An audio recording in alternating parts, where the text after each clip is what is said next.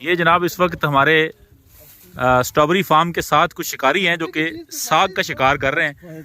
ये एक्सपर्ट्स हैं। सर ये कौन सा साग है, आप कौन सा साग तोड़ रहे हैं? ये सोंचल का साग है जी। सोंचल साग है। क्या बात है, सोंचल का साग है जी। ये देखें, ये लहसुन के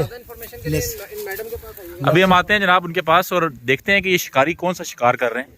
इन्होंने इतना कमाल किस्म का शिकार ढूंढ लिया है। और मेरी जो है ना वालदा मोहतरमा बताती हैं कि कश्मीर में हर घास को खाया जाता है। तो ये है सोंचल। सोंचल है ना घास, सोंचल है, लेकिन जो उसे हिकमत में ना इसको खबाजी कहते हैं। हिकमत क्या कहते हैं? खबाजी। खबाजी। खबाजी। खबाजी। अच्छा। और मैदे के लिए बहुत अक्सीर है, ये दवा है। वाह क्या बात है जी जी।